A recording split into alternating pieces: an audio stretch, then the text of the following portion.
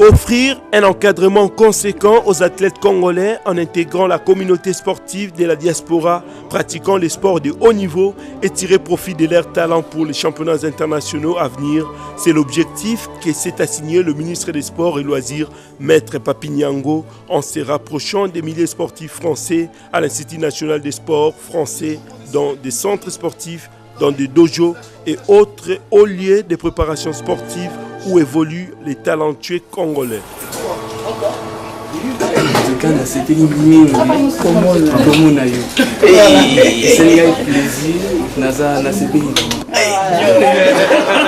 Le ministre Papi Niango a également assisté ces athlètes congolais de la diaspora à quelques compétitions locales en Île-de-France auxquelles de jeunes judokas, basketteurs, boxeurs et karatékas d'origine congolaise ont participé. J'étais déjà informé que plusieurs athlètes qui arrivent même à compétir dans les plus grands championnats au niveau national en France étaient conviés à ces championnats.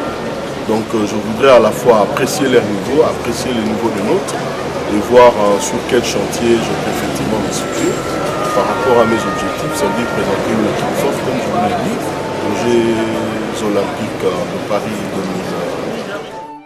Impressionné par les niveaux de certains d'entre eux, le numéro 1 du sport en République démocratique du Congo leur a offert quelques équipements et a promis que son ministère prendra en charge, comme il le fait déjà au pays pour certains sportifs de combat, la formation de certains de ces athlètes et de leurs encadreurs susceptibles d'intégrer les équipes nationales dans ces disciplines. Ainsi, ils n'ont pas caché leur joie. On est très émus, c'est la première fois qu'un ministre de notre pays vient nous soutenir comme ça. On n'a jamais vu ça depuis qu'on a eu d'autres ministres. On en profite pour dire merci à son Excellence, Monsieur le Ministre. Et franchement, c'est la première. C'est la première pour le judo. C'est vrai, on voit les gens venir, mais ça, je dis chapeau. Et puis, vive judo. Un autre cheval de bataille du ministre des Sports pendant sa tournée européenne, c'était de s'enquérir de la gestion des infrastructures sportives pour améliorer celle de la RDC et s'en servir comme modèle. Voilà pourquoi Maître Papi Niango a visité l'Institut national du sport, de l'expertise et des performances de Paris datant de plus d'un siècle, mais également le mythique Stade de France. Là, il a découvert un Congolais, Stéphane Mwanza, ancien de l'ISTA, responsable des services informatiques à Saint-Denis. J'ai été plus qu'honoré par la visite de son Excellence, le ministre des Sports et Loisirs de notre pays. Je ne m'attendais pas à cette visite. Quand on m'a dit que le ministre arrive au stade, c'était pour moi un honneur de trouver les miens qui viennent aussi assister et voir ce que je fais et visiter le site où je travaille. C'est vraiment un honneur. Ce n'est pas tous les jours qu'on a le ministre de son pays qui vient voir là où vous travaillez. Et c'est un grand honneur pour moi et j'ai dit merci au ministre d'avoir fait ce déplacement. Maître Papi Niango a fait la ronde de ces stades de grande renommée qui a vu le bleu remporter leur unique Coupe du Monde en 1998.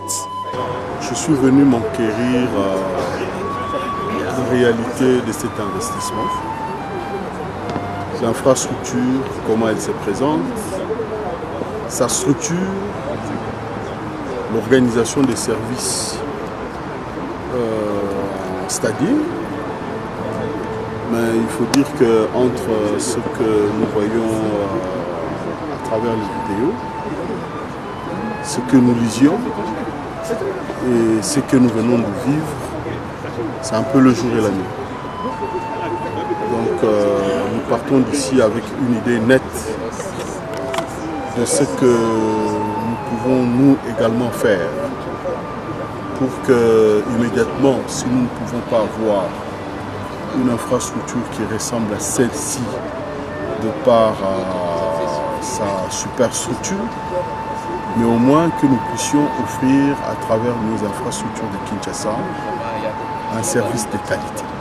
Après la France, le ministre des Sports est allé en Espagne où il a encouragé l'international congolais Cédric Bakambu, deuxième au classement de buteurs de la Liga avec 7 buts derrière l'Argentin Lionel Messi.